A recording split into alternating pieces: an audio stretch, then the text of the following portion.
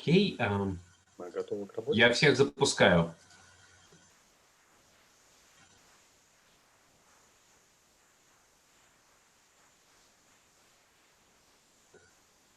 Good morning. Good morning. Good morning. Right. Hello to everybody. Good morning, Sandra. Good morning. Morning. Well, morning. It's probably yeah. It's afternoon in where you are, I suppose. Yes, yes. Very much evening where we are. Okay. Let me just we'll probably give 1 minute to people because they're still people are still joining us. We want to make sure that they are here. Okay.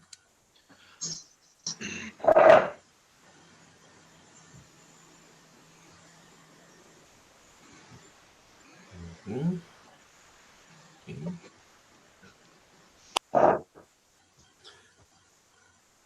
All right. So shall we begin? Okay. Sure.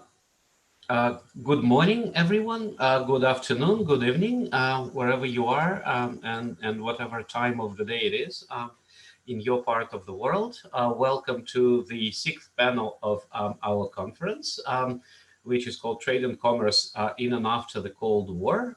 We have 2 presenters today, and I am going to start by introducing the first presenter, Tomasz Blusiewicz, who is currently Assistant Professor of History at the School of Advanced Studies at the University of Tyumen. Professor Blusiewicz did his PhD at Harvard University, and he is the author of several studies, such as, for example, Illegal Anti-Socialist and Petty Bourgeois, How Maritime Smuggling in the Baltic Undermined the Soviet Economy, which came out in the Zeitschrift für Ostmitteleuropa-Forschung in 2019. And he is currently working on a book project relating to the region of the Baltic in the era of the Cold War. And the title of Professor Blusiewicz's presentation is The Baltic Sea Trade During the Cold War, a Bad Time for Maritime Commercial Adventures. So I am going to give the floor to Tomasz, and I'm going to mute myself. The floor is yours. Thank you, Sergey, for your introduction. And thank you, everyone, for joining us on a Saturday. Not usually a conference day, but we don't live in usual times, so we have to somehow deal with this. So yes, today I would like to present a paper which is partially based on a paper I have published, partially it's based on my dissertation manuscript, which is now being transformed into a book manuscript. So the title of the paper is The Baltic Sea Trade During the Cold War. Was it a bad time for maritime commercial adventures? And since it's a question mark at the end of the sentence, I will try to tell you today in what ways it was a bad time and in what ways it was a good time. What were the good and bad aspects of that period in the Baltic trade history, Baltic economic history. So I would like to begin with giving you some historical introduction. Basically, with the arrival of the railway in the 19th century, the importance of sea routes seemed to be destined for decline. By 1914, most Baltic cities had their logistical profile reoriented in line with the geopolitical, logistical, and economic priorities of their respective national and imperial centers, which at that time was mostly Wilhelmine Germany and Romanov's Russia. Furthermore, as put by a leading regional expert in the 1990s, the role of the Baltic Sea, and here I quote, as a system connecting the broader European trade network was reduced, and the whole area became a zone of weakness in the European geographic system. This was also a conclusion reached by the famous German economic geographer Walter Christaller in his 1950 essay, Walter Christaller. He argued essentially that the Baltic Sea has pretty much always, but especially in the 19th century, was mostly a borderland that separated, not united, four distinct regional and cultural systems: the German, the Polish Baltic, the Russian, and the Nordic. By the time Christaller published his essay, which was 1950, the Cold War had further widened the gap between the northwestern and southeastern shores of the Baltic. In 1945, it looked like the ancient regional ties and links, already badly damaged by the First World War, the Great Depression, trade wars, protectionism, and economic nationalism, were broken beyond repair. Even without the destructive and disintegrative effect of both world wars, the Baltic region had long been seen in German as Nebenschauplatz der Geschichte, so a sideshow of history.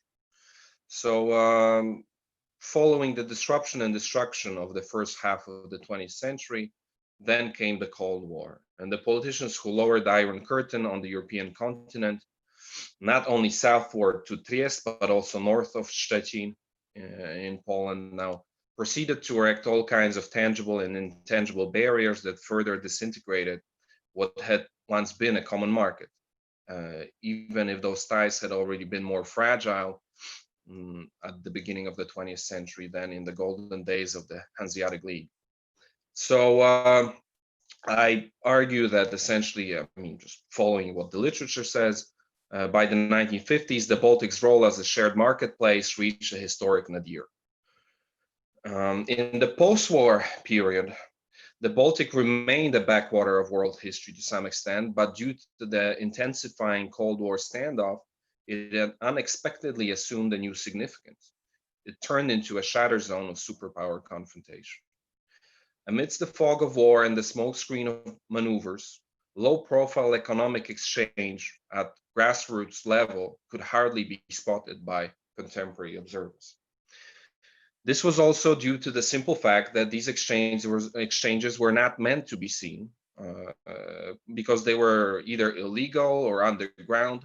Sometimes they were literally underwater using submarines, or they were politically subversive, or some combination of these factors. So these cross-national, interregional undercurrents remain largely neglected in historiography. In 2010, the Swedish historian Lars Friedrich Stocker observed that, quote, "So far there has been no attempt to study the Baltic as a region transcending the Iron Curtain, to examine the various transnational threats. This reflects," he wrote, "the fact that the contemporary perception of the Baltic during the Cold War as a kind of a non-region or a region with merely historic significance is still prevalent in the current historiography." The Swedish historian added that the geopolitical reality of divided Europe and the hostile discourse between the East and the West, and because of this hostility and more integrative view of the region as a whole, had not really been possible.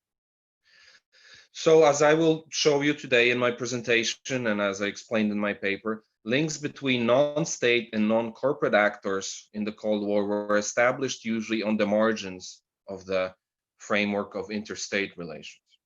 In other words, a majority of them could not have had a chance to form without some cooperation between these larger units, such as states, state-controlled firms, corporations, if they were not present in the first place. So the more interstate contacts there were, as in the 1970s during the détente, the more possibility there was for these non-state kind of private contacts to develop and for citizens to engage in some form of extra business on the side.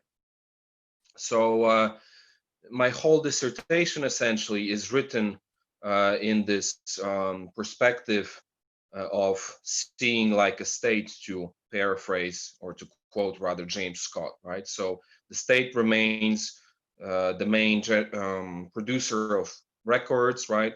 He's the law enforcement officer and the final judge of what kind of trade was allowed or not. So most of my documents come from State Archive. I'll say about it a word about it in a moment. But first of all, I'd like to point out that while some surviving Stalin statues still exist in Russia, some new ones are actually being erected. I think there is no one single monument dedicated to black marketeers, or as they are called, speculators or participants of the non-official market. I argue that they remain the unsung heroes of a passive conformist kind of non-alignment with the communist economic order. In particular, I argue that it needs to be acknowledged that Soviet bloc foreign-bound sailors, many of whom were Baltic-based, were among the pioneers of the trans-Iron Curtain trafficking, a phenomenon that became endemic in the region in the 1980s. So what sources did I use? Mostly internal records of the Soviet secret police. I also work on East Germany and Poland, so the brotherly organizations of the KGB, the Stasi, and the Polish Służba Bezpieczeństwa. So I worked in the KGB archive in Vilnius, a little bit in Rga in Moscow, a little bit in Klaipeda. So mostly KGB papers, Tamożnia papers, and things like that will be border troops papers. They will be quoted in this paper. Okay, I'd like to say just one word that despite the one-sidedness and inherent distortions of such a view generated by, after all, a police state, these official Soviet records constitute nonetheless one of the wealthiest sources of information about these practices that in fact were meant to leave few traces behind. So we have to deal with them because mostly usually smugglers did not record their experiences, right? So let me talk a little bit about the Baltic port of Klaipeda, right? The Lithuanian port of Klaipeda. So I studied it in detail. Let me begin by saying that these practices that I focus on, so smuggling, illicit trade, or all forms of kind of non-sanctioned exchange of goods, ideas, and so on, mostly goods and money, they begin in the 1970s, right? In the Stalinist period, these practices remain episodic. I give some examples in the paper if you're interested. For example, 1952, the first case of contraband registered in Klaipeda, in which Western consumer goods were smuggled, including clothing, cosmetics, cigarettes. Right. But what we see in the 1950s is already the beginning of the formation of the KGB plus MVD, Ministerstwo Внутренних дел, Policja. No? We see the beginnings of the policing strategy of these things like contraband or any kind of cross-border trafficking or immigration, things like that. So the beginnings of the Lithuanian maritime policing organs, which I found well documented in the Vilnius KGB, were characterized by a permanent shortage of resources, because the initial attention was nonetheless dedicated to fighting political opposition in the Baltic states, mostly the so-called Forest Brothers in Lithuanian, right? Which essentially continues until mid-1950s. But the first ships, foreign ships, begin to anchor in Klaipeda in the 1940s, and foreign sailors begin to appear in the city, and they had to be supervised, of course, by the relevant policing organs. So let me give you a few quotes from documents produced by the Ministry of Interior, MVD. For example, a document from the mid-1950s. Quote, the investigation run by the MVD of the Klaipeda Oblast found that the performance of personal surveillance is in an extremely neglected, dissatisfactory state. The observation of crews of foreign merchant ships is disorganized and primitive. The inomoriaki, foreign sailors, иностранные моряки, often remained unattended for a long time and stroll on the shore unaccompanied. 9 important encounters of foreigners with the locals occurred without control, end quote. So entire ship crews went roaming through the city unattended. complained the Minister of the Interior of the Lithuanian SSSR to his subordinates in 1953. And such, of course, they had to report such uncontrolled encounters everywhere, but of course, because it happened in Pribautica, because it's past underground resistance and complex shifting ethnic mosaic, this was problematic. And let me quote here a document by the KGB from 1987, okay, so from a later period, but it's representative. The city of Klaipėda is inhabited by a large number of persons with relatives abroad, two officers of the KGB wrote. They maintain regular mail contact, as well as persons with a criminal record for particularly dangerous offenses, and German and Jewish minorities who occasionally inundate us with their petitions to emigrate to the FRG or to Israel. Okay, so these local authorities, the KGB, the MVD, they are trying to police this international trafficking that is picking up speed.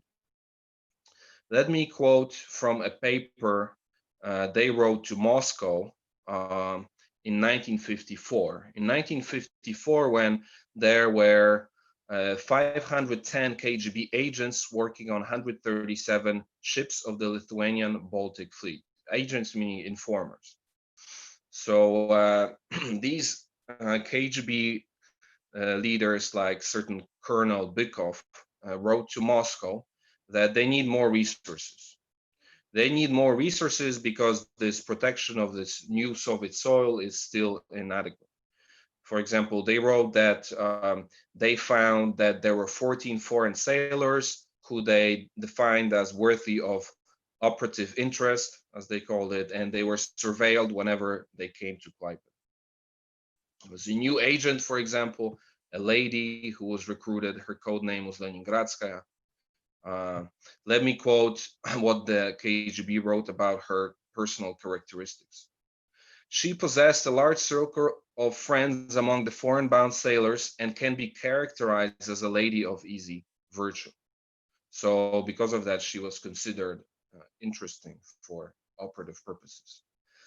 So if you want to read more details about how the KGB wanted to gain information, screen, and control this international trade, you can look in my paper or my publications.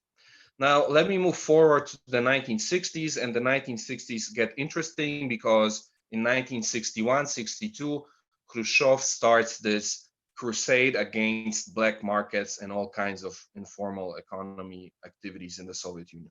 There are actually death sentences in Moscow against currency speculators. They are actually executed, few of them, and Khrushchev starts this really a crusade to kind of, he sends the Soviet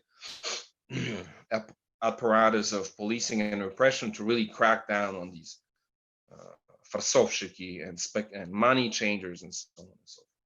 So let me read from a final sentence of a court verdict from 1963, okay, which is representative of broader trends.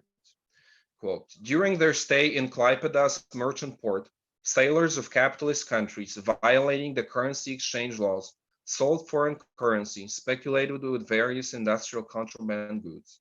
For that purpose, they have established connections with the insufficiently morally resilient youth. Through this connection, they socialize with some ladies of easy virtue. Либо на русском женщины с пониженной социальной ответственностью. They organize binges and debauchery, which creates an unhealthy moral political situation among the youth. In this particular case, the accused, with here I won't read the names, but with Lithuanian last names, while they were socializing with foreign sailors, they called themselves businessmen. They purchased foreign currency and contraband goods from them, with which they proceeded to speculate to obtain profit. Some of them turned their apartments into a priton, a kind of a criminal, somewhere in the basement, right? Some place. Some others distributed foreign magazine with pornographic imagery, end quote.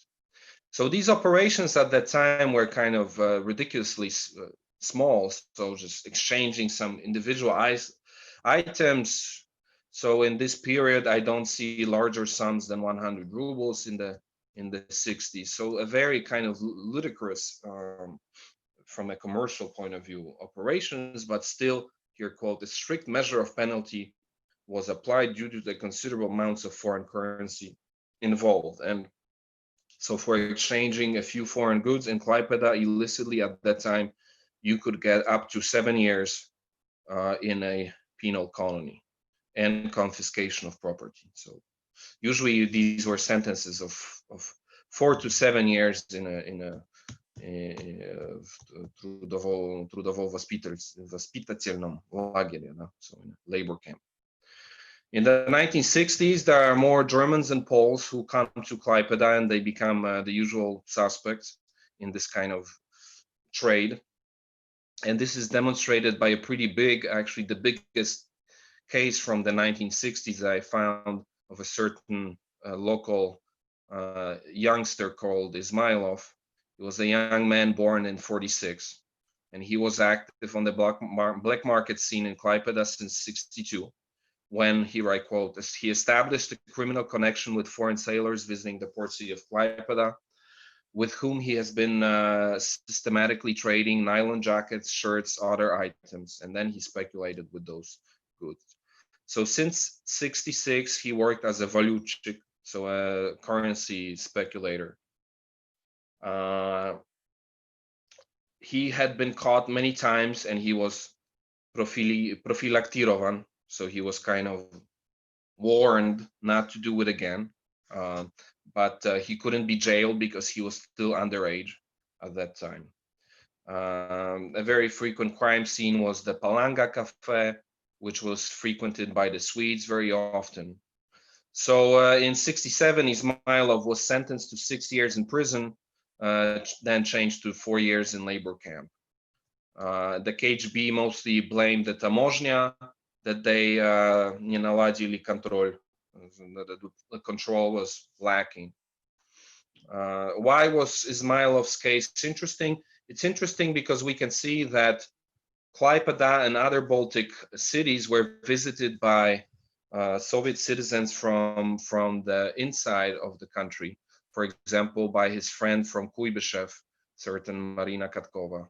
In Kuibyshev, she told the KGB, actually, in an investigation, fashionable clothes were hard to find or not available at all. So that was one reason why many people from the inside of the country came, right? There were also some upscale restaurants in Klaipeda that were not so easy to find in other Soviet cities. For example, Neptune, there were cafes where these traders played blackjack, for example, and kind of lured their clients into some сделки. So just a few interesting quotes. After Ismailov lost 200 rubles in one of the rounds of blackjack, he said, according to KGB surveillance, "I do not regret losing money. The Poles will help me out. When they arrive in Klaipeda, I will have money again." So why was kind of Ismailov a successful businessman here in this context? Well, he was fluent in Swedish, in English and German, and had extensive contacts among Polish sailors. So yes, so Poles and Swedes already at the end of 1960s are kind of notorious for their willingness to enter into all kinds of deals directly on poor grounds. Polish sailors accepted nothing but hard currency. They never accepted rubles. All right, so just a few more quotes from this this extensive KGB investigation to give you a sense of those times. So there were people who made donos, who informed on these youngsters. So there were people who informed the KGB, and they said that clearly these guys were in possession of money in excess of their base salary, because Ismailov's base salary as a dock worker was 60 rubles. And here one of his fellow residents of Klaipeda told the KGB, still he visited restaurants and cafes often, where he spent his money liberally. So he clearly spent more money than his base salary. So he probably was engaging. That's how his fellow residents knew that he was engaged in this kind of trade, illicit trade. Right. So mostly, what were the objects of this trade? I mean, that's pretty standard. Most people who study the Cold War reports know it. Usually, clothing, cigarettes, chewing gum, things like that. Alcohol, of course. Okay, so I'm going to give you a few numbers here just to give you a sense of the scale of these phenomena. Okay, so the Lithuanian Baltic fleet reached its highest numerical status in 1975, and they had around 10,000 active merchant sailors, excuse me, on duty. In 1985, the port of Klaipėda was visited by 400 capitalist ships. 200 up to 240 of them came from NATO countries. The most kind of subversive channel of communication, according to the KGB, was the one with West Germany, because there were some regular shipping lanes and cruiser lanes established with West Germany in the 1970s during the Détente period. So in 1986 alone, Klaipėda was visited by these regular West German cruisers 75 times. And there was a special place where our foreign soldiers, sailors, could meet. It was called Interklub. And it was a kind of a cafe or a bar where international sailors were supposed to meet. So most of these liaisons about which I talk in my paper between KGB agents, foreign sailors, Soviet sailors who wanted to make some money, most of them actually take place in this Interklub. Okay. So now I want to say a few words about how important policing these kinds of phenomena was to the KGB. And from my research, it emerges that the KGB was not tasked at all with fighting illicit economic activity. Okay, so controlling and punishing these valutчики и так далее. This was the task of the MVD. But what's interesting is that the KGB was very active in these port cities, extremely active. I have some statistics, incredible amounts of agents, operations, and so on. Why? Because they usually used, for example, they would record some illicit exchange of goods that would take place. And then they would arrest either Soviet sailors or foreign sailors. And they would say, okay, we don't care that much if you exchange those cigarettes for caviar. But because now we know that you committed a crime, we can use this against you the next time you come to the Soviet Union. So usually they use these facts of economic crime to recruit agents, especially they try to do it with foreign sailors. So they would say, okay, you can keep your money or you can keep your goods, or maybe sometimes, that's not on the record, of course, maybe we'll actually will help you to do it, but you have to work for us as a recruiter. Okay, so my time is running out, so if I could have 3 more minutes for conclusions. I talk more in the paper, if you're interested, about the purely kind of intelligence aspect of the not only KGB's work, but also the Bundesnachrichtendienst is there. I worked in their archive. So if you're interested in more kind of purely, information gathering aspect of this, it's all included in my paper. I want to conclude is that what I want to conclude with is that what I found remarkable is the degree to which a lot of KGB officials at that time used the language of the capitalist economics to capture the kind of reality that they were facing already in the 1970s. Let me just give you one quote. The war on contraband, борьба с контрабандой, could not be successfully waged without taking into account the business cycle, conjunctura. As it is well known, conjunctura is determined by demand and supply, both on the domestic and foreign markets. Those were the words of a senior KGB official stationed in Vilnius in 1973. It is also interesting that already in the 1960s, the Farzovщики in Klaipeda insisted on calling themselves businessmen, and they were very proud of this. So while at this time the politically correct approach to such phenomena could not yet ostensibly deviate from the Marxist-Leninist orthodoxy, we can see that these phenomena, by their sheer prevalence and actually by the profits they're allowed to make, a lot of people, both Soviet sailors and also people who watched after this these practices, right? They kind of make it through the surface and they eventually make it up to the surface of Soviet life, right? With Gorbachev and with the establishment of cooperative and so on and so forth. So in some ways, I want to argue, and this is, I think, the main claim I make in my dissertation as a whole, hopefully soon in my book, is that these kind of underground currents of the kind of capitalism that began in Russia in the post-Soviet space in the early 90s could well be seen emerging in these Baltic port cities, other port cities as well, in the 1970s already. And I don't have more time for it, but what I want to say is, I don't have more evidence for it in the paper, is that it's really interesting to study these records produced by the KGB because they show a kind of growing disenchantment and growing disbelief in communism as an economic system.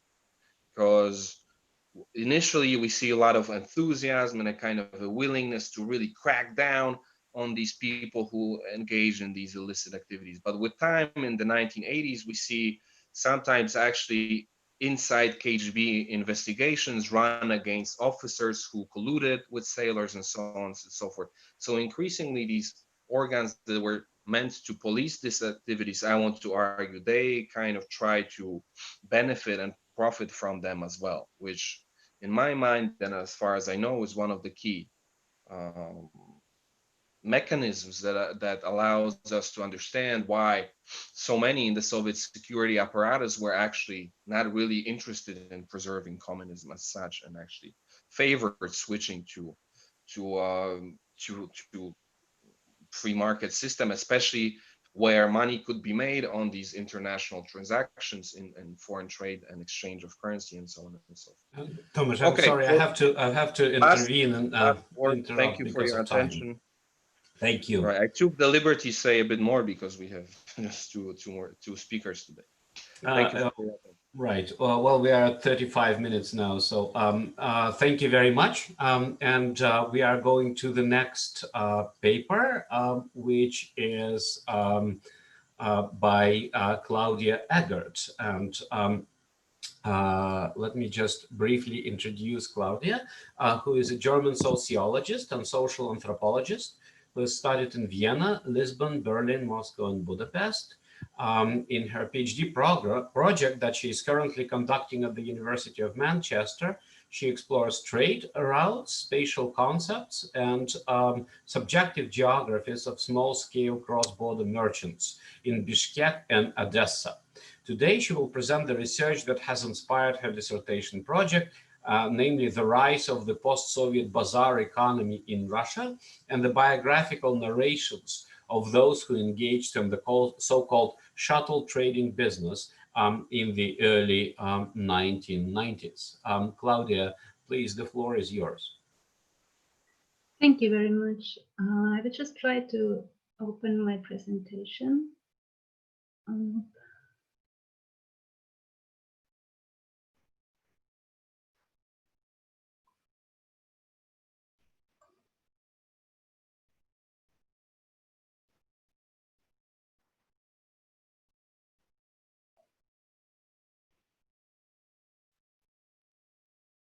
Okay.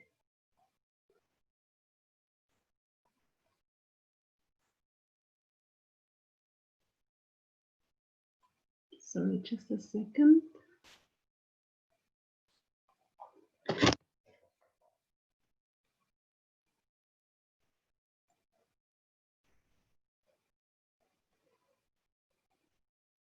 Okay, that's a bit complicated, but it should work. Can you see it now? I can't. Yeah. Okay. Good. So I will start. Yes. Yeah. All right. So first of all, let me say that I feel very honored to be invited to such an interesting conference on the historical entanglements of trade and empire, especially since I'm not an historian and I do not engage with the Russian Empire.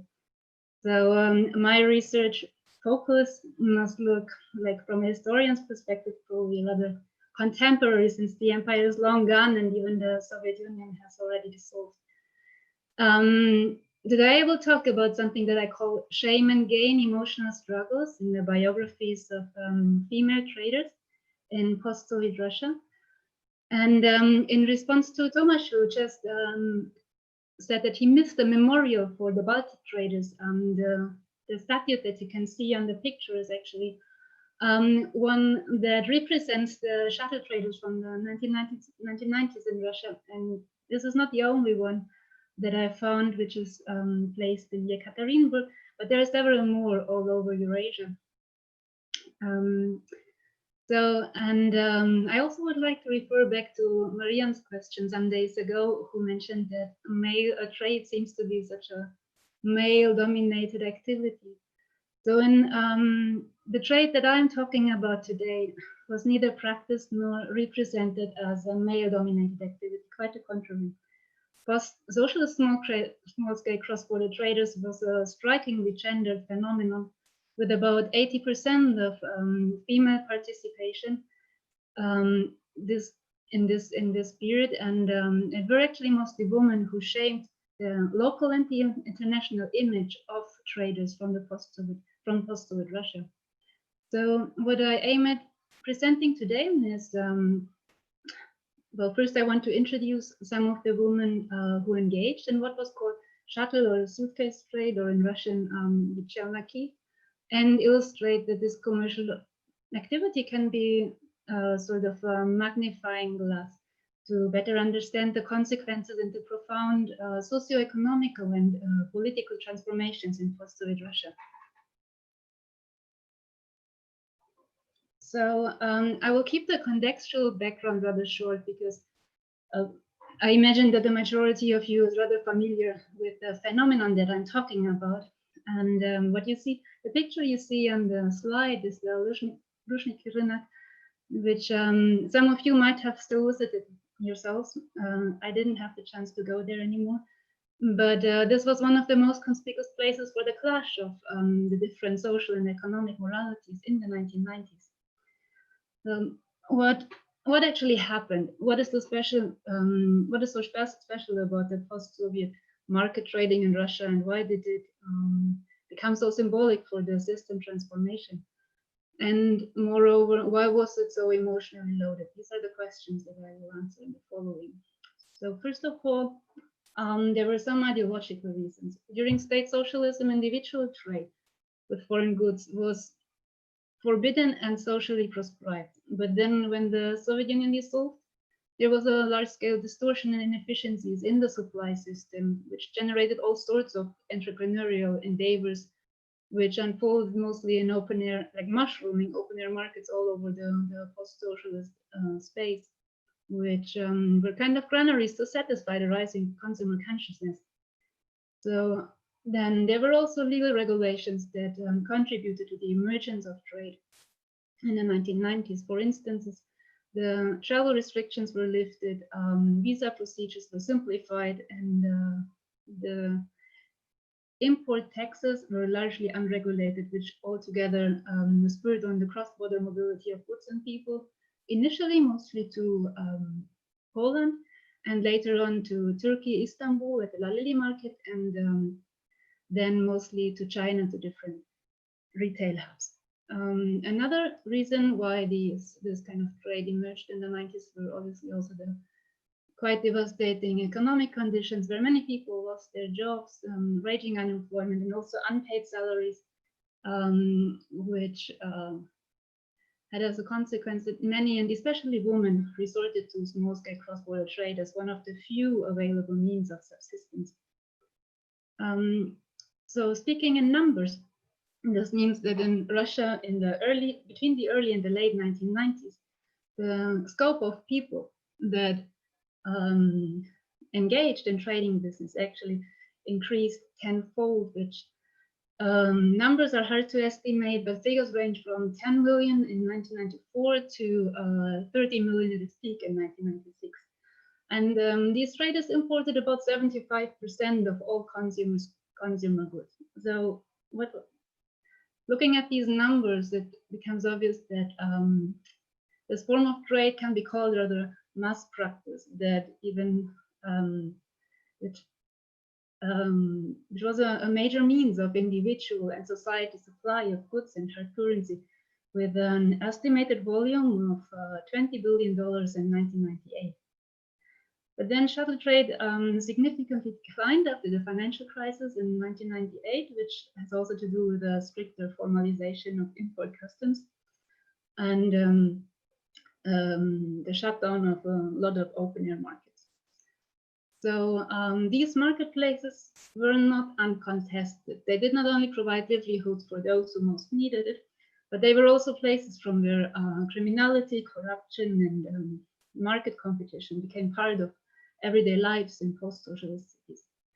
So stories about the spectacular turnovers, mafia-like trafficking, wild shootings in the middle of the day, all this contributed to a kind of a mystification and the negative image of the market and the people involved in trading. So in the face of this strong symbolic character of the market, I was interested in the perspectives of those who actually lived from market trading on an everyday basis, which are the small-scale cross-border traders. So in my research, I'm drawing from a series of biographical interviews with previous traders, but I will not engage with the socioeconomic question of trading volumes or the informality of trading or the or shuttle trading as a Szkoła Wyżywania, school of survival, as it was often called, but rather focus on what constantly mirrored the stories of my informants, namely the emotions of shame and pride, which were associated with market trading.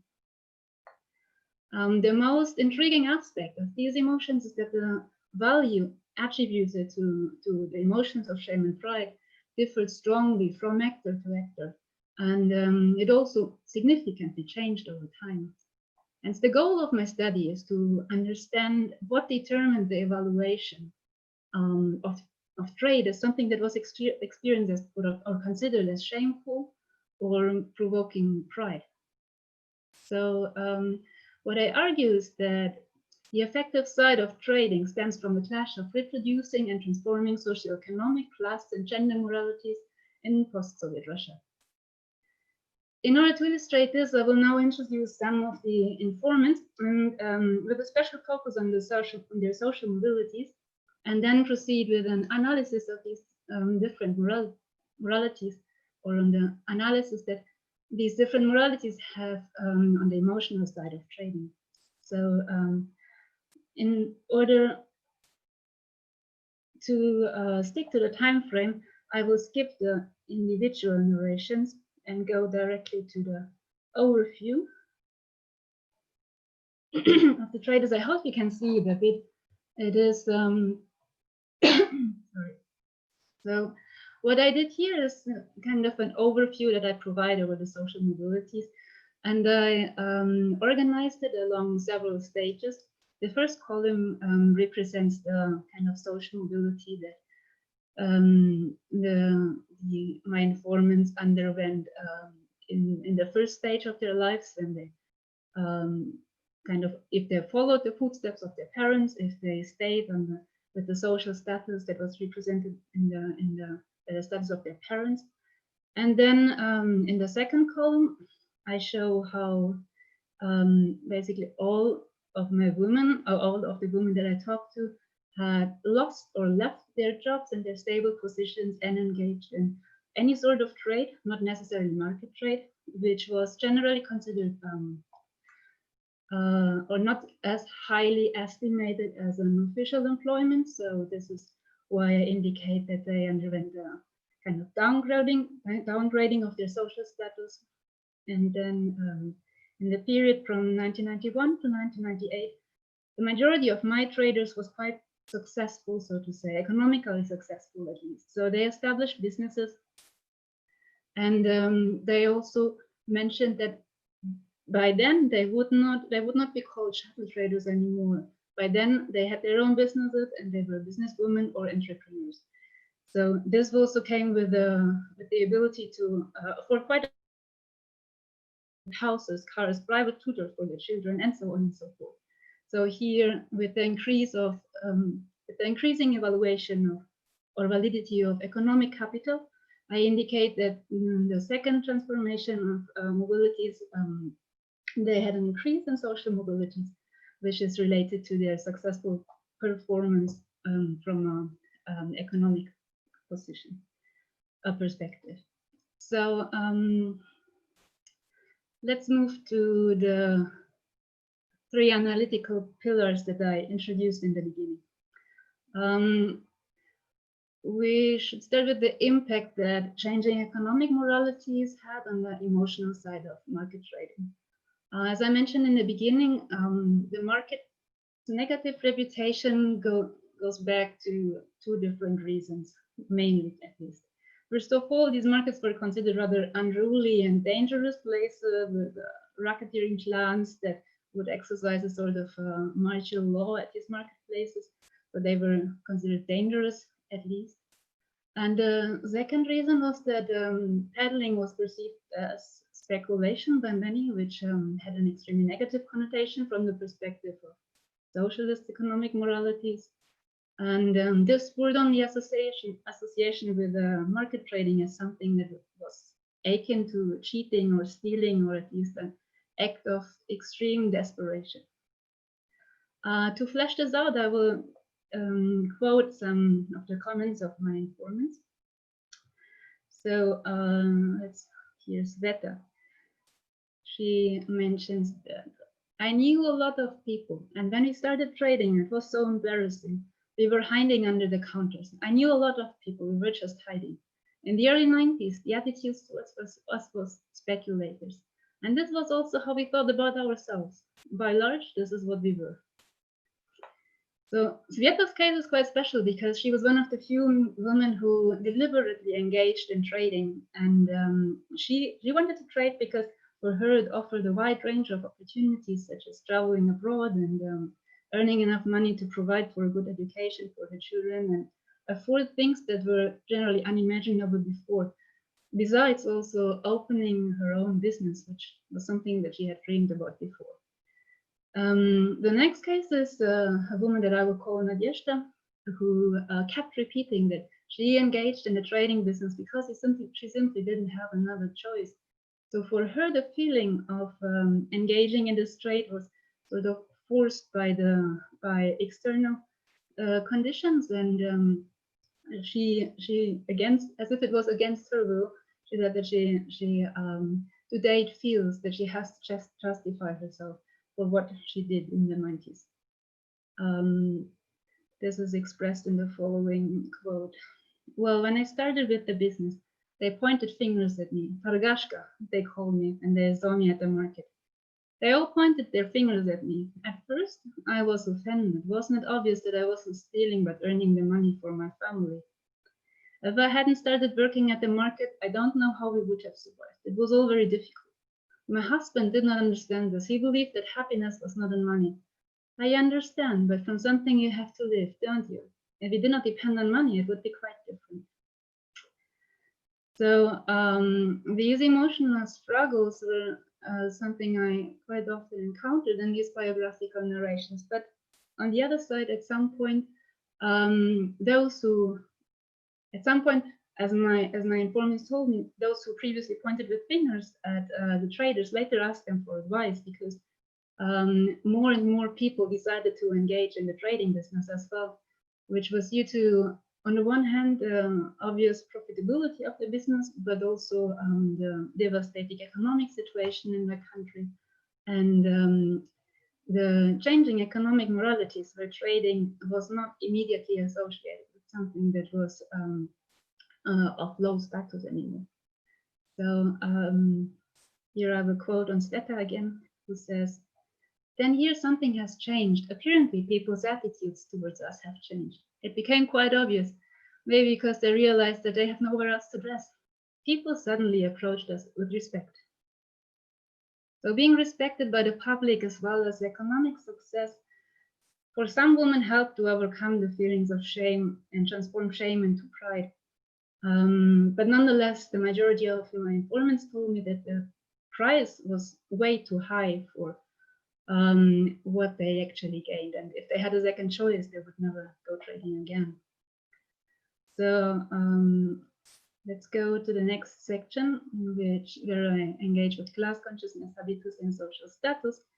Here I want to illustrate how the question of class and social status impacts on the evaluation of shamefulness in regard to market trading.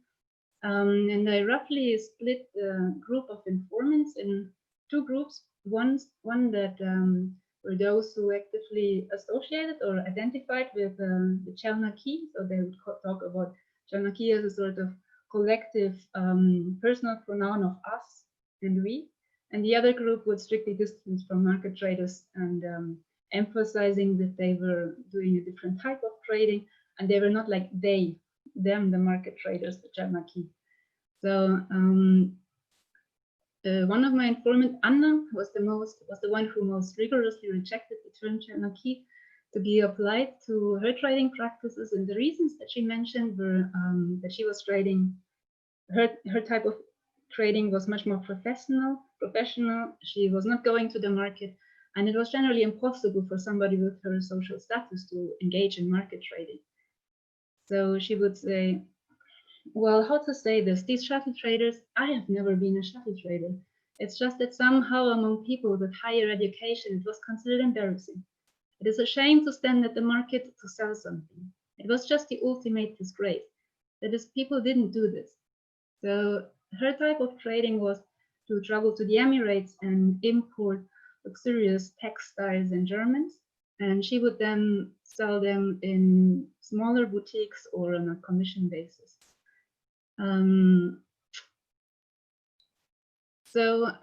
But there's one interesting fact about Anna and about the way how she lives out her economic success, because she also in a way compromised her background and the habitus and the good taste of her own social status by showing off with conspicuous consumption. So she would constantly refer to these kind of Mercedes that she was able to afford, and in her own words, she was saying, "It was like the first time in our lives that we had money. Well, until the 90s, people did not have this money. They could not buy these expensive things. People from the 90s, well, you could say I belong to these people. Yeah, my father also asked me, why do you need a Mercedes? But I just love Mercedes." What her father considered sort of bad manners and pretentious, for Anna was important to show her status in times of stratification. So both ways you could say that the representation of social status matters, even if the idea of how this should be done differs a lot.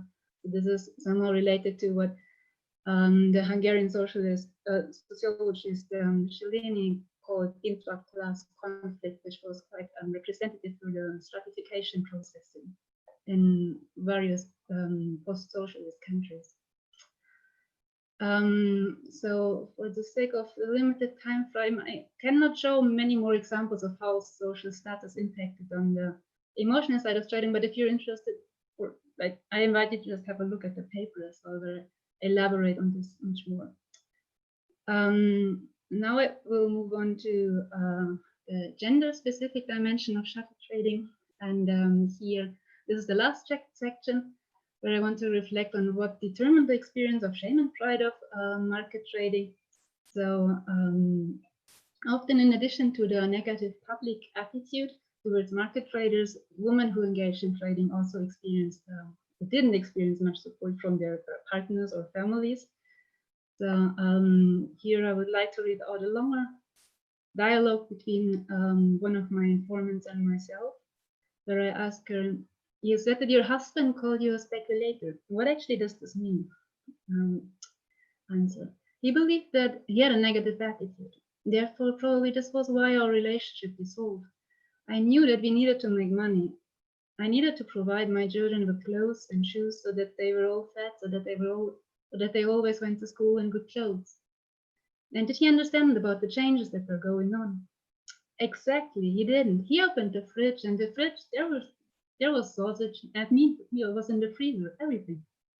Did he help you with somehow looking after the children or doing housework when you were at home? You were not at home. Nothing. He didn't look after anything. There was nothing he took care of. So quite a lot of my informants would mention that they didn't receive any kind of help in housework and chores, bringing up the children. In addition to many of their husbands also had lost their jobs, so they were the main breadwinners, but their type of income was quite often receiving sort of accusations about immoral economic behavior, and it even went as far as that they were accused. It was challenge from jealousy to insult. There were all ranges of negative reactions from their partners. So here, for instance, there's another quote from Glebov, who says, "He thought kind of washing the dishes or floor was not a man's business." Also, there were all these scenes of jealousy because he had these. Now he perfectly understands this is nonsense, of course, well over the years. I never gave up. It was all for the family. So there are a couple of more examples that I could give here, but I will directly switch to another one which shows a quite different story, which is Sveta, who actually started a business with her husband, who gave up his job and who helped her in the business. "My husband and I worked together, but after all, I was the boss. I took care of the documents, everything was on me. My words were decisive. And when it came to selecting, I was also the one to choose. For sure, I was the boss." So what I ultimately want to say about these, the insights that I fortunately got from the traders is that they didn't see themselves as victims, even if they often claimed that the harsh economic conditions of the 90s didn't leave them much choice. So they were very well aware of that their economic success didn't come from nothing, but that they had developed quite some agency and skills to be successful in the business. And when I was asking them why it were actually women that engaged in the business, or why it was such a huge minority of women, they would say that this is not like they would clearly reject that it was for some misogynic realities on the labor market, but they would stress and emphasize that this was because of their skills, which were sometimes a bit stereotypical female, these skills that were mentioned, but nonetheless, the way they put it is very, very interesting to see that they were stressing the female capital that helped them to be successful in the business, in the sense of they had a better sense for fashion, better rhetoric skills, which gave them an advantage in negotiating with business partners, with the police, with customs officers. And moreover, they were also just more genuinely interested in traveling. So let me conclude. So what I wanted to show in this short presentation on the biographical insights that I got from some shuttle traders is that shame and pride were stimulated by the clash between the deeply ingrained economic moralities of state socialism and the everyday exigencies, opportunities, and inequalities under the liberal market transformations in the 90s. In regard to class and status question, what I would conclude is that the evaluation of trade is something to be ashamed or something to be proud of, is closely connected to the actors' social status in Soviet times or to their social status even before. And when it comes to the gender dimension of trade, here, what contributed to the emotional side of trading when it comes to gender is that there's so often stress double or triple burden of women in Soviet society, and the gap between the moral pressure on female work and the actually existing livelihoods in the 1990s in Russia often led to intra-family conflicts that have significantly determined the attribution of shame and pride as well. Thank you very much for your attention. Thank you very much, Claudia. Before I introduce the discussant, let me remind you that you can send me a private message to request asking a question. So let me know if you would like to ask a question to any of our two presenters. And now I'm going to introduce our discussant, Dr. Sandra Dahlke, who is the director of the German Historical Institute in Moscow. I'd like to remind you that German Historical Institute in Moscow is one of the co-sponsors of our conference. Dr. Dahlke specializes in the history of Imperial Russia in the second half of the 19th century and the history of the Soviet Union. And among her many publications are two monographs. The first is the study of the union of the godless in the Soviet Union in the 1920s. And her second book is Individual and Power in Stalinism, Emelian Yaroslavsky, 1878-1943, which came out in München in 2010. Sandra, thank you for joining us today, and the floor is yours. Oh. Okay, thank you. Yeah, can I? Yeah. Can you hear me? I have unmuted my mic. Yeah. Very good. Okay. Yeah, let me mute mine. Hello to everybody. I'm very happy to be with you today. Unfortunately, during the last days, partly due to the latest article of President Putin, I wasn't able to be here with you, and I'm really happy to change a little bit the register, and that's very, very nice for me. Thank you, Claudia and Tomasz, for the two very inspiring and partly very entertaining papers.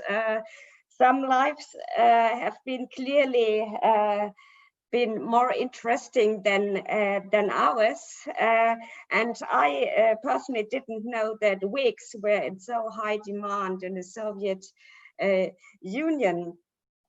First, I would like to shortly sum up each of the papers, and in a second step, I will try to connect or to compare them a little bit. I will start with Claudia's presentation on shame and gain, or perhaps we should better say the feeling of pride among women who started their business in the beginning of the 1990s. Claudia uses biographical narrative interviews with former female cross-border traders in order to assess the clash of reproducing and transforming moral, gender, and class regimes in post-Soviet Russia. Thus, Claudia's focus is on the attitudes and on the perceived attitudes of trading, and not so much on the concrete trading practices, which would be very, very interesting for me too. One of her findings is that the fact of trading, especially when women were engaged in it, clashed with moral and professional value judgments of Soviet times, and that contradictory feelings of shame and pride of achievement prevails until the present time when the interviews were taken. Tomasz's paper on the Baltic Sea trade during the Cold War covers the whole period from 1945 up to the end of the Soviet Union. His research relies heavily on documents produced by the secret services, the KGB and the MVD. He focuses on illegal trans-border traffic of consumer goods conducted largely first with the help of German POVs and later by foreign and Soviet sailors and so-called local businessmen. Tomasz also shows how the KGB collected compromat on these persons in order to recruit eventually them for spy services.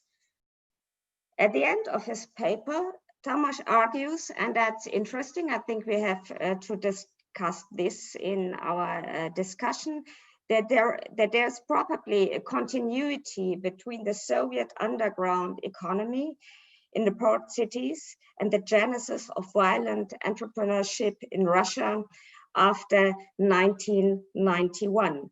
I think we should read this cross with Claudia's findings. Claudia dissects in her paper a continuity, but also discontinuities between Soviet black market economy and trade practices after the collapse of the Soviet Union. But she is not talking necessarily about illegal practices. I think that's a very, very important difference between the two papers.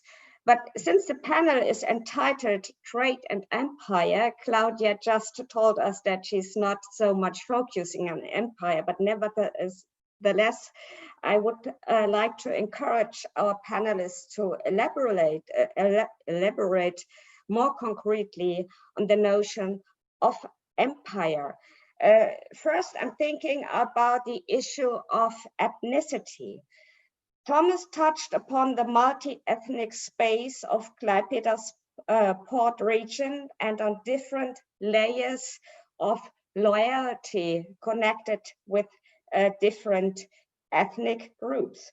Claudia's interviewees are, if I understood you rightly, are relatively well-educated Russian women.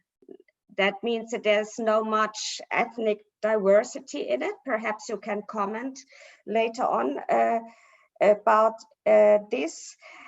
I would suppose that the issue of language command was for both groups, for the young men who were engaged in illegal trade and for the women engaged in legal or illegal trans-border trade was very, very important. One of Tomasz' businessmen was fluent in German, English, Russian, Polish, and Swedish. And I think the education of the women also helped them to connect with other cultures, to be flexible, to analyze and understand the situations in which they operated. The list of the countries the traffic goods came from: China, Turkey, Poland, Lithuania, Pakistan, Indonesia, Italy, Emirates, is impressive. And I think you need to have very good education and good analytical capacities to deal with that. Secondly, I would like to raise the issue of class or social status and also of gender. Tomasz' paper is talking overwhelmingly about young men, also about women, but I think the persons who were observed by Soviet security organs were overwhelmingly young men. Perhaps it's also due to the perspective of this secret services, but about this we have to discuss later on. In Claudia's case, these are young women who were responsible for family mainly, and that's the main argument why they did engage in trade activities. Both of your papers are dealing with the deficiencies of Soviet and post-Soviet consumer goods production, but I think that's perhaps not a topic we should too much talk about.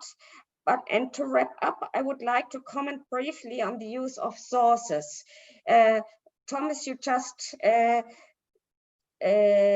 touched upon the source problem, and I understand these problems very well. It's probably really difficult to get other sources on the topic, but reading your paper, I was wondering if security agents were really only observers of illegal cross-border traffic. I would rather suppose that they were part of it, and I would like to encourage you to broaden your source basis and in order to counterbalance the peculiar perspective of the Soviet secret agencies. In some cases, it would also be good to countercheck your findings with the German BND files. I think that would be your aim is in this paper and in that study between non-state actors, and I think this will be very, very difficult if you rely only on these kind of sources. But I'm completely with you that it is very difficult to find other ones. I have some questions to Claudia, not only to Thomas. I was wondering if perhaps illegal trade activities and its respective networks transformed into legal trade practices after the collapse of the Soviet Union. That would be interesting to see if these networks, which were created during this, the Cold War, were still active after the collapse of the Soviet Union. And it would probably also be very interesting to do some biographical work of persons engaged in this kind of trade. I have to look at my list shortly. It was also interesting for me that moral judgment of business practices in KGB documents or NBD documents are very similar to the value judgments with which trading women were confronted. That's interesting too. That's perhaps a Soviet way to see it.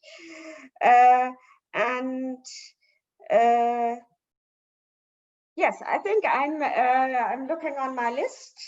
I'm at the end of my comment, and I'm looking forward to our discussion. Thank you very much. Thank you, Sandra. Thanks a lot. So I have a list of questions, a request for questions, and I'm just going to give people the chance to ask questions, and then we will invite the participants, the presenters, to respond. Ilya Gerasimov is first on my list. Thank you, and thank you, our presenters, for very interesting papers today. Reading Tomasz' paper from the economic history perspective, I realized that, of course, if anything, it demonstrates that KGB was a branch of Soviet economy. It performed as such. It was concerned with meeting and exceeding 5-year plans, inflating indicators, and this is probably the only reason for this insane over-policing when they had 140 for 510 agents for less than 140 vessels, which is any sense for any, even if we for a minute believe that there was a reason for any security activity, but of this magnitude, certainly not. The growth and inflating of numbers. And the paper also reminds of the problem of KGB files as a source. As you know, there is this extensive discussion going on, and the early naive belief that these NKVD KGB files contain some ultimate truth of reality and reflect reality was long ago deconstructed and criticized by Soviet historians. So the moment you and when you read about the you see the mention of a jacket worth 1,000 Deutschmarks, you immediately realize that I mean, if you're old enough and remember what Deutschmark is, and I mean, they possibly in Bundesrepublik there were jackets that cost 1,000 Deutschmarks. I can give you that, but there is no chronotop in which a jacket worth 1,000 Deutschmarks and a Soviet could coexist simultaneously. They're different planes of reality. I mean, a sweater cost 9 Deutschmarks, and it was, I mean, big deal. Yes. So, so my question is how KGB files reflect the process of Sovietization and as Lithuanization, or Lithuanization of the city as Sovietization. I was struck in your paper by constant reference to Klaipėda as Lithuanian city, but as you certainly know, when Soviets occupied Memel, by one account there was 20 inhabitants left, by another 50 from the town of 50,000 or under 50,000. So Germans and Lithuanians fled, and there were very different Lithuanians, of course. And there is literature, Vasilijus Safronovas and others, on Little Lithuania. The Protestants, the German speakings, and 15 years after the war, Lithuanians still didn't constitute more than 50% of the city populations. They were brought from, and first years, like 53, when you refer for search for Lithuanian informants, there were much less Lithuanians. They were brought from the other Lithuanian territories, inland, from countryside. They were Catholics. I'm not sure they have any maritime experience and much connections over there. So the city was transformed, was creating, was transforming. It was like Galicia in Ukraine. It was, of course, Lithuanian. I said by the early 80s, it was Lithuanian, predominantly Lithuanian city, but this was part of Sovietization. And KGB files could be very informative on this process, and beyond this economic and formal activities that they performed, they could also partake in this process, channel it, structure it. So that would be very interesting to learn. And Claudia's interesting paper struck me by using the notion of shame as a central category. This is not an analytical category.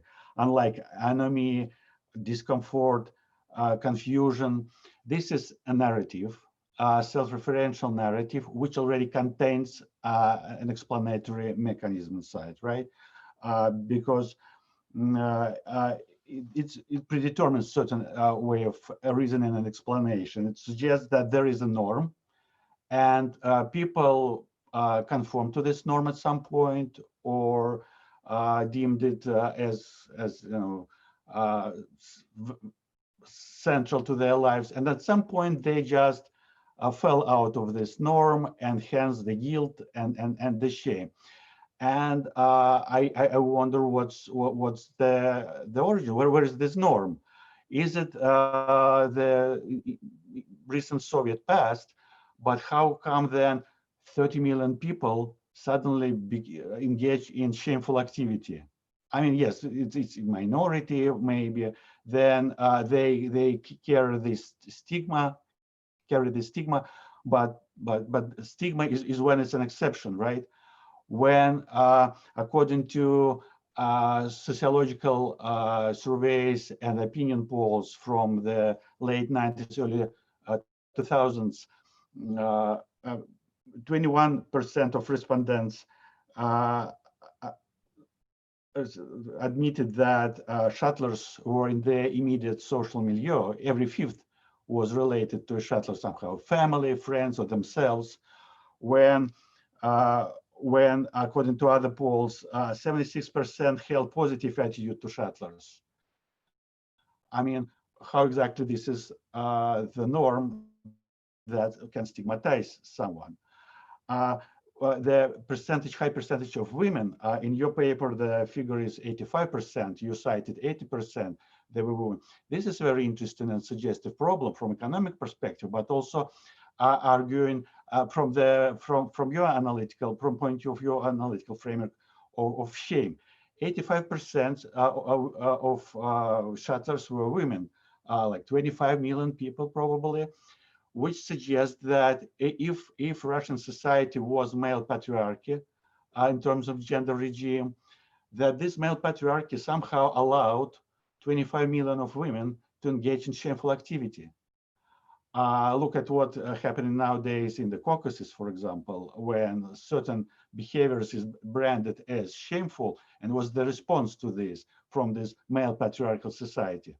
Now, if you have this 25 to 28 million of women doing shameful things, I wonder what happens to this patriarchy. Or these women actually defeated the male patriarchy, which is a fascinating topic to address, of course. So my question is, what's the location of your study, special circumstances of these women? Because I trust you that your respondents brought up this trope of shame and you work with it. But why exactly it became so central to them? And how do you think your position, your positionality and your position as a foreign scholar interviewing people, I assume, maybe within the last 5 to 10 years under Putin's ideological in the ideological climate of Russian greatness, resuming greatness, how this might affect your conversation, because they are telling you on the events 25, 30 years ago. We don't know how they viewed actually things back then. It is them speaking to you in the moment, and how your position of the foreigner speaking to citizens of the great Russia who probably were involved in something that they are not approve or society doesn't approve today of. This might affect your conversation. That's my concrete question. Thank you very much. Thank you, Ilya. The next question is from Timur Valetov. Timur, please. I would like to thank both presenters for the session and ask Tomasz if he maybe just briefly say if you find notable difference in the relations of these Soviet smugglers with the Western Europe citizens and sailors, and on the second hand, the Soviet bloc citizens, like the Polish and the Eastern Germans. And did the Soviet police cooperated much with the Soviet bloc countries' police in uncovering, in struggling this smuggler trade? Thank you very much. Well, thank you. The next question is from David Argay.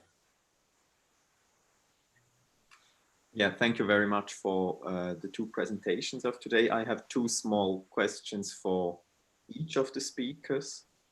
The first one for Tomasz Blusiewicz, which goes a bit in the same direction as the one we just heard by Timur Valetov.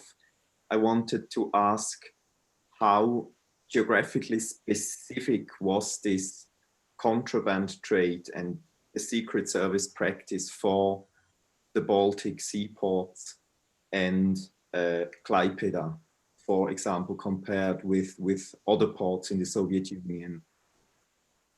And the second small question for Claudia Eggart, why women? I mean, why did so many women engage in this small trade? I mean, was it because the men were just lazy and didn't want it to be shamed, or were there other reasons? Thank you. All right. Thank you very much. The next question is from Andrei Schlachter and then Marina Magiona. Okay, yes. So both papers, fascinating and deal with topics very dear to my own heart. First, for Tomasz, I just want to point out a couple contributions I think that you're making that I think perhaps ought to be fleshed out some more. And one is that I think you demonstrate that the relationship between the shadow economy and the official economy is much more symbiotic than people might assume, right? I think we have a general assumption that there's something of a seesaw relationship between what is provided by the state and what is provided by shadow entrepreneurs, right? The one compensates for the failures of the other. But what you're, I think, persuasively demonstrating here is that as official intercourse with the outside world increases, then that, of course, facilitates unofficial trafficking. And I think that's really important, just a broader kind of intervention into discussions of how shadow economy operates. Other question, and I think you alluded to this at the end of your presentation, was whether the KGB and MVD officers learned from the people they were policing and blackmailing, and whether this learning made it easier for them to then enter into the post-Soviet market sphere where the siloviki became such important players, right? So like that might call for perhaps some life stories, some prosopography, but I think that's a very promising kind of avenue of inquiry. To echo Sandra's point, I would love to see more supply side sources, such as from German producers and distributors of the smuggled goods.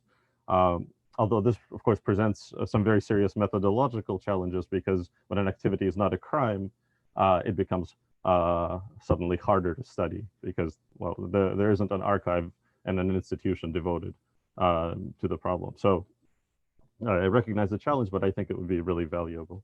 And then for Claudia, I'd like to problematize your respondent's use of the term speculation, which has really not been sufficiently studied even in the Soviet context. Although I'm sort of hopeful that all the hoarding of toilet papers and other necessities that we've witnessed around the world in the last several months might sort of elevate the profile of this problem for scholars. But the phenomenon you're describing is really fundamentally different from the kind of speculation that would be generally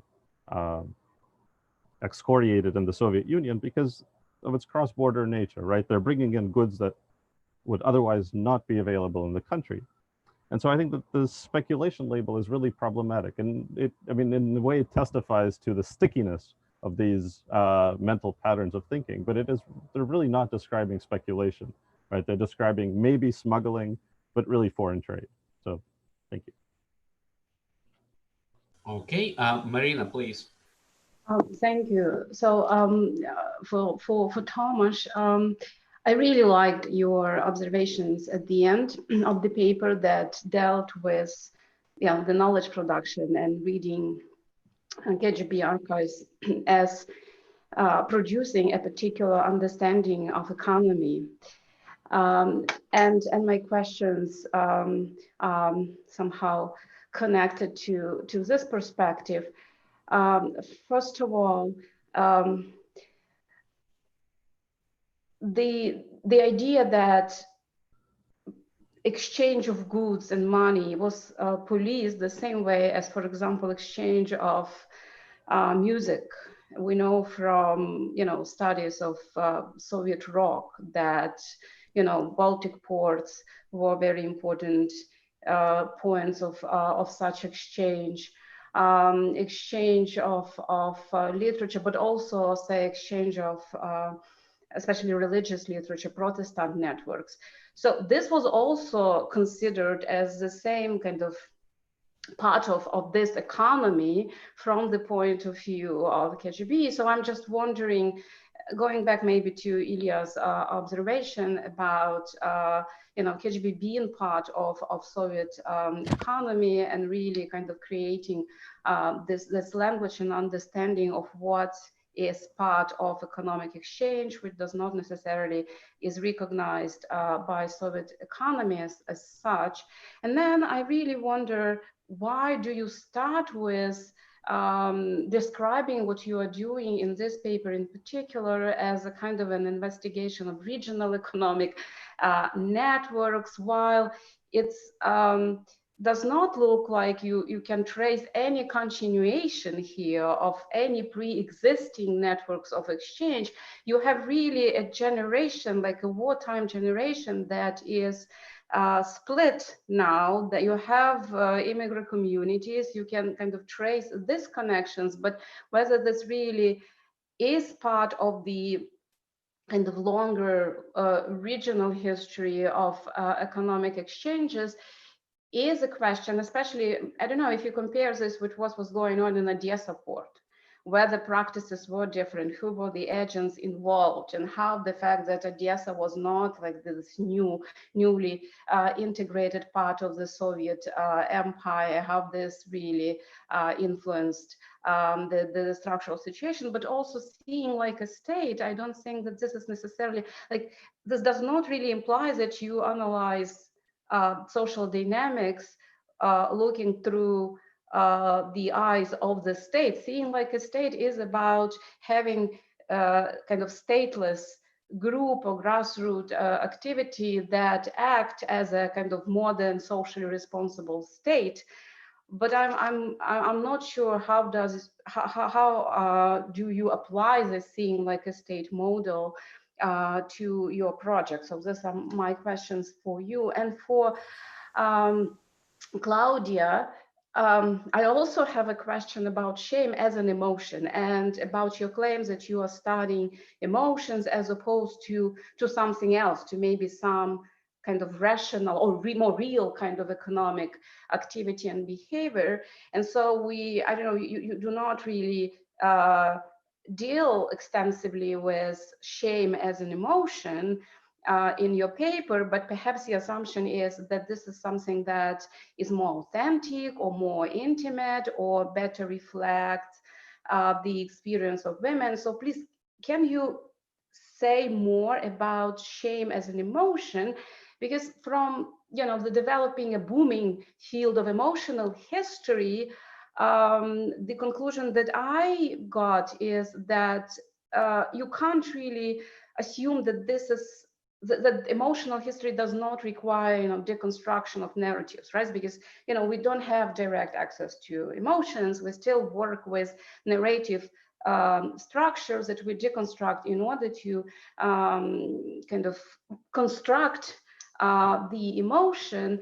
And from anthropologists and sociologists working with post-Soviet societies, what I know are these analytical models like Ushakin's communities of loss, or gendered models, but these are still analytical models. This is never an attempt to kind of present an emotion which is articulated as such by the actors as a kind of explanatory paradigm that then is embraced by a scholar. So my question for you would be, can you explain how do you work with the category of shame as an emotional kind of category? Thank you. Thank you very much. May I quickly change the hats and ask one sort of brief question to Tomasz? And the question is, it concerns the kind of the politics of commemoration of those activities that you referred to. You mentioned that there are statues to Stalin, but no statues to smugglers. Of course, this is not entirely the case.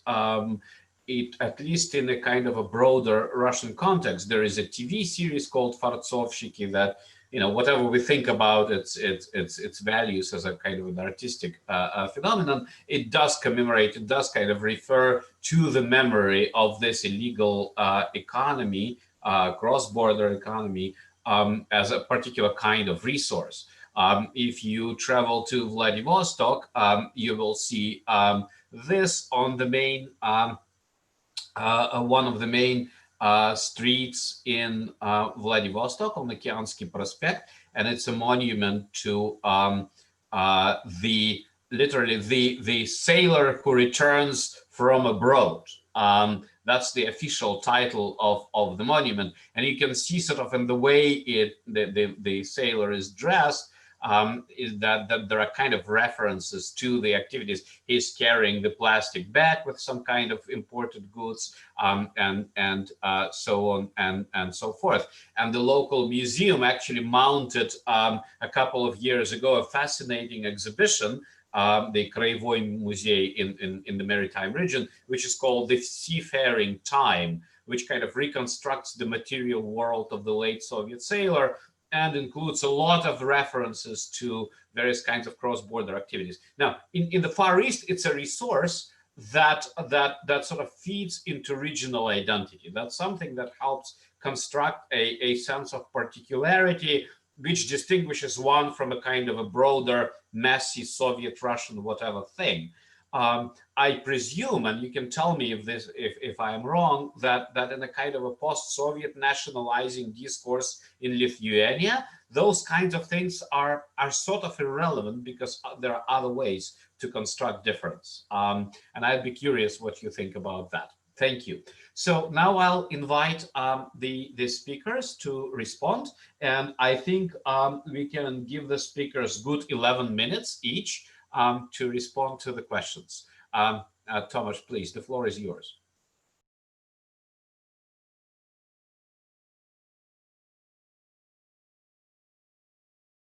Tomasz, would you mind unmuting your mic? Thank you. Yes, sorry. I was thanking everyone for their observations and questions and avenues for possible new research. And there's so much here that I can only very briefly touch on some of the points, right? So please excuse me if I'm selective.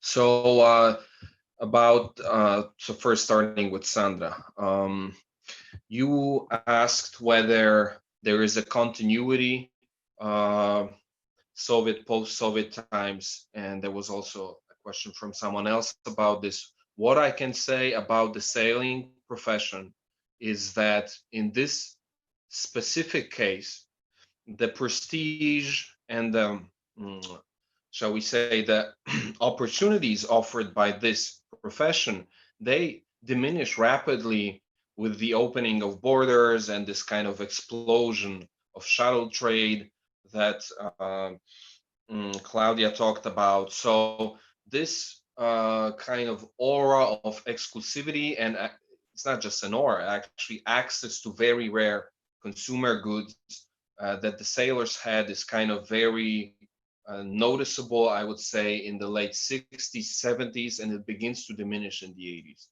So the whole specificity and the whole uniqueness of this Baltic Sea region is in the professions related with maritime activities, including trade. They exist because during the Cold War, the route from, as I said, either West Germany or Sweden or even Finland, of course, if you talk about Tallinn or even St. Petersburg, and I also have some materials about this, but there are some other studies of Tallinn. I mean, I focus on Klaipėda also because not much English language literature exists on it. Most people actually focus on Tallinn because of this proximity to Finland and the regularity of the connection. But as I said, in this specific case of sailors, being a sailor in the 90s becomes just another job, and a pretty mundane one, and a pretty kind of difficult one, because you have to travel so much, and the exclusivity of access to these goods disappears. So on that, where is the empire here? I think the empire, we don't have to call it whatever Soviet empire, the last empire, or evil empire, but imperial practices, I think, especially in the Baltic republics, are very much seen, and they exist. I talk about it in other parts of my dissertation, but there are various kind of tactics of rule that are used, and we can see them encapsulated on a single vessel that sails abroad. And I talk about, for example, how Soviet police forces and the KGB and so on, they try to, for example, play the nationalist card to kind of, so for example, Poles and Lithuanians, they often don't like each other because of various issues, and they try to make one group kind of inform on the other one. Also, the distribution of jobs is correlated with nationalities. So some security jobs were reserved to Russians, for example. Also, there is a desire, for example, something that Ilya talked about, where is Sovietization here and where is Lithuanization? It's a very interesting point because, as you said, Memel is a city with a population kind of completely replaced, not kind of completely replaced after World War II. So while Soviet kind of, Moscow trained cadres are important for top jobs, of course, everything should look Lithuanian in form, right? So it's very important, as you said, to make those people from the hinterland of Memel kind of look more Lithuanian than they actually are. So I think the empire is there, and there are all kinds of imperial practices of rule we can detect by studying the policing of foreign trade. The issue of gender, just one word about it. Of course, I'm studying a very male-dominated world, especially after the ship leaves the port, but also, and it's not just specific to the Soviet world, the communist world, the issue of male, female, and gender interactions on port grounds, it has a very long tradition, of course, of certain genders playing certain roles. So it's very much present, especially the famed and the infamous maybe person of a female KGB informant who was kind of trying to take advantage of the fact that sailors were deprived, so to speak, of female company on their ships for many, many months. So I think even though it's a male-dominated world, that kind of gender practices can be seen in operation in this particular microcosm. Okay, a few words about the KGB sources, because many observers brought it up. Of course, there are problems with it, and I say it in my paper, and I kind of try to even defend why I rely on them so much. And of course, I'm not using them here to, so to speak, recreate factual reality, like von Ranke would say, as it actually happened. Of course, there are distortions. Of course, there are provocations. But I am interested in the fact, I'm interested in how the Soviet practice of rule operated and why it eventually failed, why it was unsuccessful in the Baltics, and why it failed to build a Soviet identity or whatever held to keep Soviet Baltic republics kind of more sympathetic.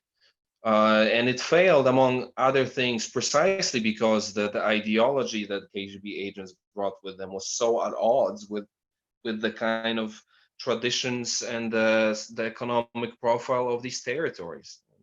As I say in my paper, it was a confrontation between this very dogmatic Marxist-Leninist kind of statist approach to the economy with as it was confronted with this vibrant world of commerce and international exchange and so on. So I am interested in kind of diagnosing why this particular way of seeing the world that the KGB brought with them, which initially was successful in many ways.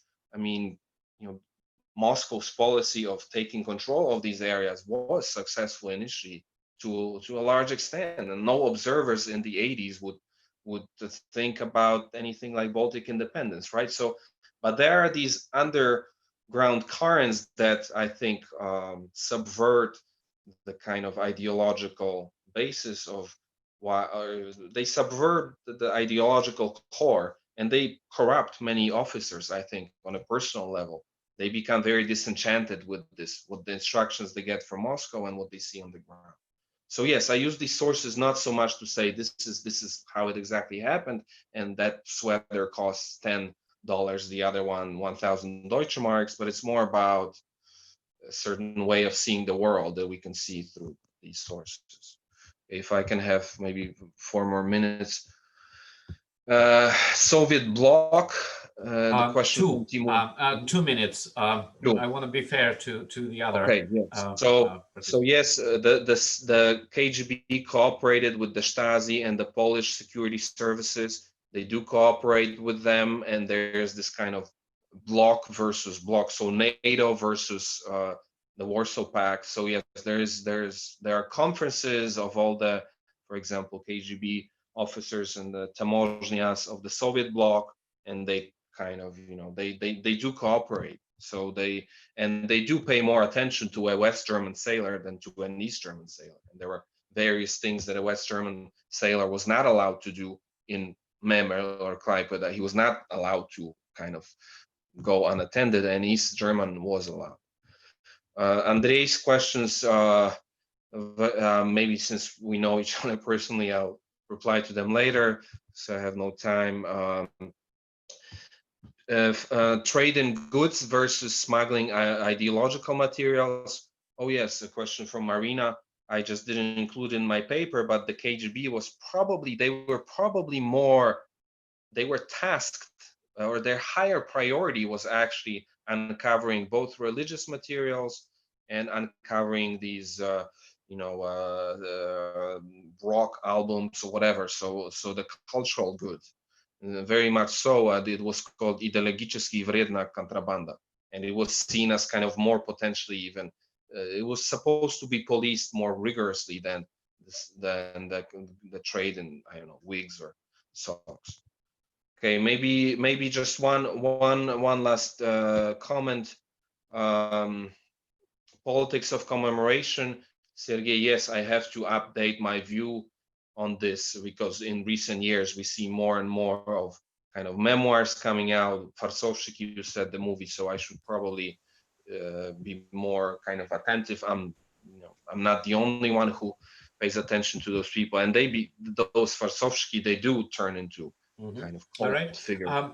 So I'm sorry, Tomasz, I have to interrupt you because we have a limited time, and I want to give the floor to Claudia to respond to the comments. Thank you, Claudia. Okay, thank you, Sergey. Thanks for all the questions. I would first like to respond to positionality, because I think this is something which is very important at the first hand, and then in the second hand is very relevant, probably also for you, who see me as a German researcher coming to Russia, posing these questions and talking to people that have experienced something which is generally very foreign to anything that I have experienced in my life. So the question of positionality is complicated, and the only thing that I can actually, and Hannes, the answer to that is that I have what I have been trying to do in my research is to be absolutely transparent about the voice who is speaking in my material. So what I presented today is an excerpt from a thesis that I wrote some years ago. And during the process of conducting the interviews, I would try to reassure by asking back if I understood correctly what I have been told. I would constantly try to kind of find a common ground of understanding, and also in the elaboration in my final thesis, I would try to give an as clear as possible background of how these interviews took place, where they took place, what was the particular tension, what was the surrounding, how did we develop these thoughts, how long we knew each other beforehand, what happened afterwards, and so on and so forth. Basically, the way I found my informants was that I made an open call on a Facebook page in Russia, where you would find all possible things from like a most fashionable restaurant to a tutor for your child. So I made an open call that I'm looking for informants that know somebody or that were engaged themselves in this form of trading, and that would be happy to talk about their biographies. And in this way, I received about like 75 responses, mostly of women who would not always just want to conduct an interview with me, but also just there was a very high interest in this kind of research, and the resonance and the responses were mostly positive. So this also encouraged me that there is a potential to do this research. It is not like I would not enforce my interest upon somebody else. So then, of course, these are narratives. So I don't claim, nor you can do this with most of the sources that we're working with, that these are actual facts. This is not about the telling the truth. It is more like exactly this personal mode of narrativizing your own lives and your own experiences. It's a way of making sense, and of course this is extremely loaded. Like, whom are you telling this? So what I try to do in my work, and this does not really show up in the paper that I submitted for the conference, this is true. If you're more interested in this part of the analysis, I'm happy to forward my thesis, and you can have a look at it more closely. So I have engaged with these questions as seriously as possible. Now, coming to questions from our discussant today, Sandra, who maybe I did not understand the last question because my internet connection was broke for a couple of seconds, but I will answer to all the other questions that I wrote down. First of all, about ethnicity at the markets. Yes and no. So what happened at these markets is sort of a speed up stratification process. So there were many different people with different backgrounds, gender, social, ethnic, religious, all possible kinds of different backgrounds, but not necessarily, from what I understood from my informants, they would engage a lot at these markets or have a lot of interaction at these markets, not necessarily more than it was absolutely needed. So they would very often build smaller groups and engage with people with whom they felt more related to than with others. So these inter-ethnic, interclass, intergender engagements at the market were not so very productive as at least not from what I learned from my informants. And I keep working with market traders. I've conducted research in many different markets now, and I have the feeling that these kind of cleavages between different social groups are kept to an extent, like at least as far as possible. Then language, this is an interesting point because the majority of my informants would not learn any of the languages of the countries where they travel to. They would rather expect these people to learn Russian. which was also what many did. So in Laleli, in this main market in Istanbul, the majority of traders, mostly male Turkish men, speak Russian nowadays, and it's also called a little Moscow, where you have all signs in Cyrillic letters, and the same happens in some of these Chinese retail hubs. The next question is, okay, let's talk about shame. Well, shame is an emic term that comes from the talks with my informants. So they would use this styd and how stydna it was, and I would certainly have liked to call it different, also to use a different concept. But I used the grounded theory method in my research, and this means that I would derive a sort of a theory from the material. And if I wanted to engage with the material seriously, then I would have to take these emotions seriously. So the aspect of shame is something which is not static, it's temporal, it changed over time. This is what I tried to show in my paper. And I will combine Ilya Gadasimov's question about shame with Marina's. So to use shame as opposed with a sort of an economic rationality, this was not my intention. This is not what I tried to do. I rather see shame as clearly socially constructed and produced through social interaction. So what I aimed at doing in my paper is to show how what was the context in which these emotions were actually produced, which was based on social interactions between the actors and the social environment, between the actors and their class status and the expectations of social status, and also between the actors and their family environment. So within these relations, there were certain norms and expectations, and they clearly determined the experience of shame. So then to answer David's question, why women? This is a very complicated question to answer because in different post-socialist countries, it was a different share of women, not necessarily it was always that high as in Russia. In Poland, for instance, many more men were involved in trading. And I have posed these questions to basically all the people that I've been talking to about traders in recent years. And also the literature is very, keeps this very open. There is no clear answer to that.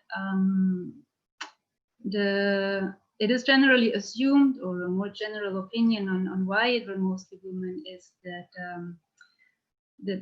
women are assumed to easier give up their social position in order to support their families, so that they would easier engage in trade, which was considered or not very highly recognized, to pay for their children's education and as a sort of a feeling of responsibility. Okay. Well, thank you very much, Claudia, and thank you to Tomasz and Sandra and everyone who asked questions at today's panel. We are about to finish. We are about to run out of time in 1 minute. I wanted to ask Timur Valetov and Alexander Turbin to please stay in the meeting after everyone leaves. And please keep in mind the possibility that we will change the timing of the session tomorrow, because the originally was scheduled for 2 p.m. Moscow time, and it creates problems for people who are in Midwest and on the West Coast, obviously, because it's really it's the middle of the night there. So as soon as I get confirmations from everyone involved in the panel regarding tomorrow, I will send out an email and we will post an announcement about the change in timing to 4 p.m. Moscow time. Okay, so please keep in mind that this is likely to happen. Thank you very much, and we will see each other tomorrow. Thank you. Thank you, everyone.